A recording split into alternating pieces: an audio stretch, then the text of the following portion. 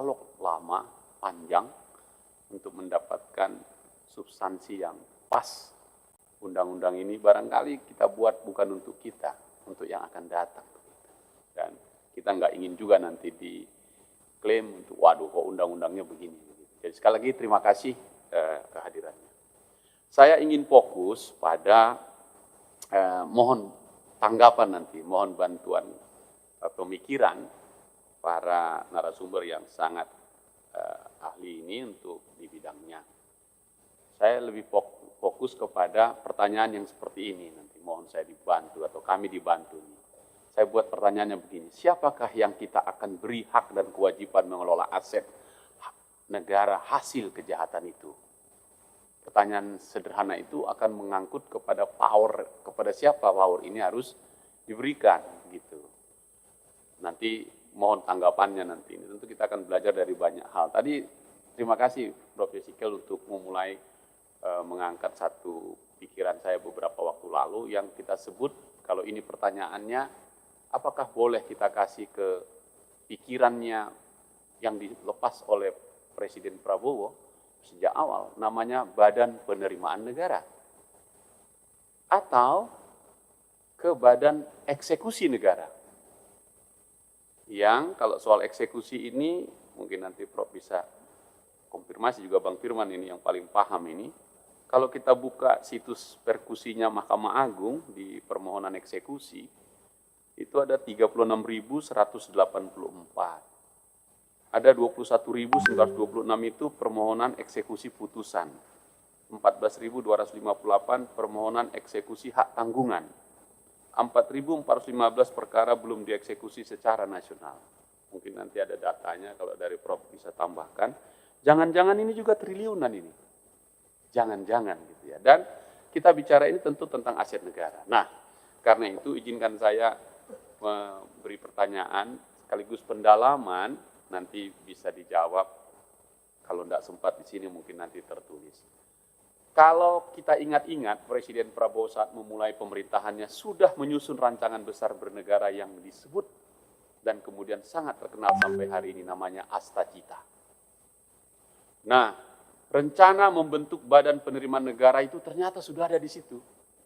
Dan bahkan sudah dimasukkan dalam RPJMN 2025-2029. Jadi dari rancangan besar Astacita turun ke RPJMN, turun ke program hasil terbaik cepat, Quick Wins, bahkan turunlah itu yang disebut di Quick Win itu butir ke-8, yang disebut mendirikan Badan Penerimaan Negara dan meningkatkan rasio penerimaan negara terhadap produk domestik bruto ke 23%.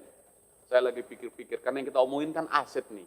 Ujung-ujungnya kan dapur keuangan negara ini, ke sana mau kita arahkan. Nah, jadi saya ikutin ini sejak kampanye juga disampaikan, dan pengamatan saya belum banyak orang yang bicara ini.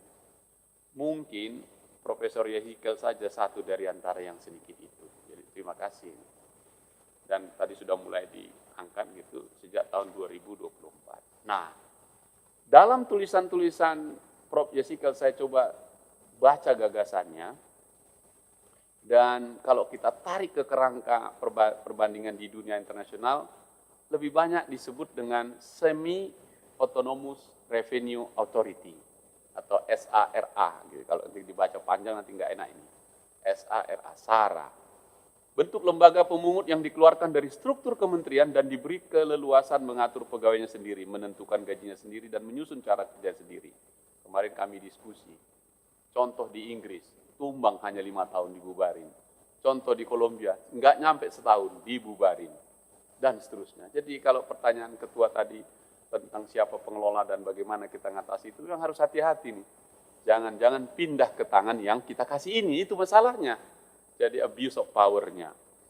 Catatan IMF pada 2024 menyebut sekitar 35 negara memakai model ini. Nah, Indonesia kecil yang mana nanti ya? Saya mohon tanggapannya nanti. Mau Singapura, Malaysia, Kanada, Meksiko, Kenya, Inggris, bahkan Argentina itu semi otonom. Tapi ada juga yang otonom. Yunani, Afrika Selatan, dan di luar yang dua itu Australia yang tetap dalam pemerintahan. Yang mana ini mau kita buat ini kira-kira? Jadi alasan-alasan negara ini menurut kajian yang saya coba baca, sederhana dia pilih itu. Apa itu? Mengumpulkan penerimaan menuntut keahlian teknis. Nah tadi ini Prof yang sebutkan tadi. Dan orang yang berkualitas. Siapa pula lah nanti kita kasih di sini. Sementara aturan kepegawaian dan penggajian di dalam kementerian sulit menampung kebutuhan itu. Kalau yang ada sekarang ini, keluar dari struktur kementerian, membuka ruang untuk merekrut baru, membayar, dan memberhentikan orang dengan ukuran yang berbeda.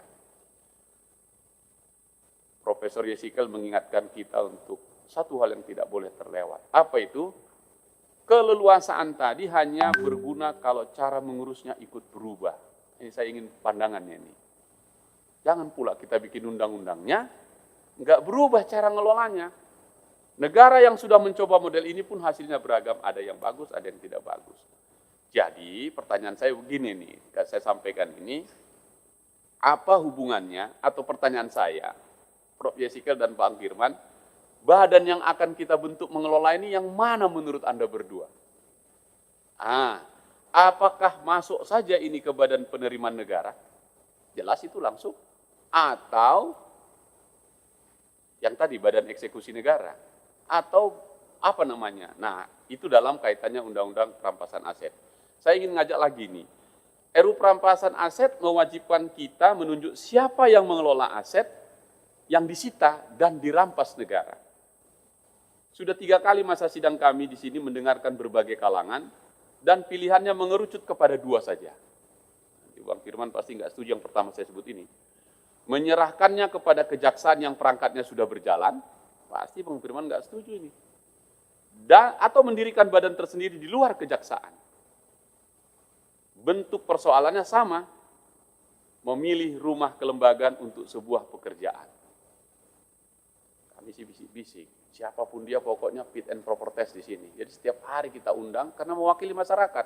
Kemana uang yang kau rampas kemarin itu? Untuk apa dan gimana kelolanya? Nah, saya ingin mengajukan satu gagasan ini, Prof. Yesikel dan Pak Dr. Firman. Dapatkah aset yang dirampas negara kita golongkan sebagai penerimaan negara? Kalau jawabannya dapat, gagasan Presiden membentuk badan penerimaan negara barangkali bisa sekaligus diarahkan untuk mengurus pengelolaan aset rampasan itu. Termasuklah itu yang eksekusi tadi. Jelas itu dapur negara dari mana uangnya di luar pajak dan bea cukai.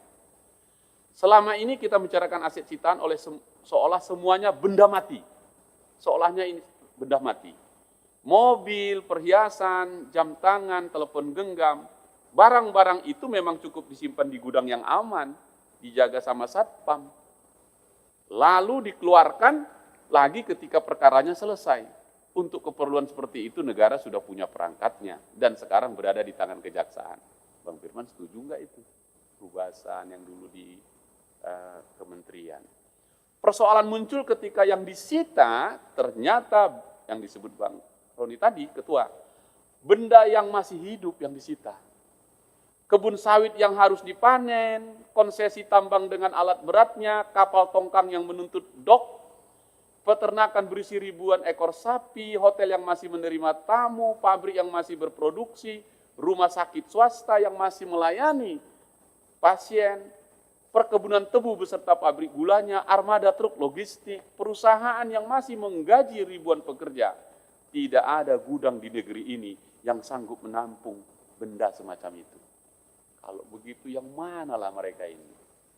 Saya minta nanti tanggapannya ini. Aset yang hidup hanya bertahan nilainya kalau terus dijalankan dan menjalankan berarti mengeluarkan uang lebih dulu. Beli solar, bayar pemanen, perbaiki jalan, dan lain-lain. Itulah yang sebabnya di Kolombia dibubarin. Bahkan di Inggris, lebih besar biaya menjalankannya daripada hasil yang didapatkannya. Ini yang kemarin kita sebut, jangan merampas kalau ujung-ujungnya jadi ampas. Ini pertanyaan-pertanyaan kritis saja. Nah, sekarang tersedia jawabannya kira-kira menurut kita seperti apa. Toh perkara itu selesai 3-4 tahun. Mengambang ini barang ini mau diapain. Kabun sudah jadi semak sebelum palu diketuk dan yang diterima negara tinggal tanahnya saja. Nah itulah yang sekarang terjadi di Satgas PKH misalnya. Agrinas disuruh mengelola, hasil tadi sitaan itu, tetapi tidak ada biaya mengelolanya. Hilanglah itu nilai kebunnya. Nah kalau kebun terus dipanen selama perkara berjalan, hasil panennya masuk ke kas negara setiap musim, atau sekitar perkaranya selesai kebun, baru dijual. Boleh nggak dijual itu ketika dia disita misalnya lagi. Ada yang bilang pinjam pakai dan seterusnya. Pinjam pakai dan seterusnya. Kalau dibiarkan negara kehilangan keduanya, ini jadi dilematis ini. Kalau begitu pada akhirnya saya menyimpulkan bahwa merawat aset yang disita dan dirampas adalah cara negara menyelamatkan uangnya sendiri. Pekerjaan itu berada persis di wilayah penerimaan negara. Sebab yang kita jaga di sana adalah nilai yang kelak masuk ke kas negara. Bagaimana pandangan Prof. Yesikel ini dan juga Bang Firman. Dari sudut itulah saya kira gagasan Presiden untuk membentuk badan penerimaan negara, saya tambahkan badan eksekusi negara yang putusan-putusan sudah ingkrah, selama ini kita membicarakannya hanya sebatas pajak dan bea cukai. Nah dari sanalah sebagian besar penerimaan datang. Ada bedanya ini. Untuk menaikkan penerimaan pajak, negara harus menggali sesuatu yang belum ada di tangannya. Sedangkan aset rampasan sudah berada dalam genggaman dan tinggal dijaga supaya tidak susut sebelum sampai. Nah, apakah masukin ke bea cukai? Bukan, badan penerimaan negara yang lain gitu. Nah, kesimpulan saya ini, singkat terakhir, saya belum tiba pada kesimpulan, meskipun ini kesimpulan. Badan itu yang harus mengurusnya siapa ya? Mohon ini tanggapannya berdua ini narasumber. Kita sadar betul, merawat kebun memang bukan pekerjaan orang pajak. Apalagi jaksa. Yang ingin saya tanyakan kepada Prof. Yesikel dan Bang Firman Wijaya. Kerangka tata kelola yang Bapak bikin, gagasan yang Bapak buat, boleh nggak kami pinjam itu untuk menjawab 3 hal sekaligus. 1, siapa yang menjalankan aset selama perkara berjalan, dari mana biayanya, dan kepada siapa hasilnya dipertanggungjawabkan. Kira-kira mudah-mudahan itu bisa menjadi trigger saja nih pimpinan, karena bagi saya RUU perampasan aset memang bukan ditujukan untuk menambah kas negara, melainkan mencabut hasil kejahatan dan memisahkannya dari pelaku. Tetapi setiap perampasan menciptakan kewajiban baru bagi negara, yaitu memelihara apa yang sudah diambilnya. Sebab pada akhirnya memisahkan harta dari pelakunya hanya separuh dari keadilan itu. Separuh sisanya terletak pada apakah harta itu masih berguna kita sampaikan ke tangan negara. Ini pertanyaan saja. Ini profesor dan doktor kita, Bang Roni juga di sebelah saya, doktor baru, pasti dia senang dengan challenging dari saya ini. Ini sekedar permintaan saja, mudah-mudahan bisa dijawab. Kalau nggak bisa dijawab nanti bisa. Terima kasih.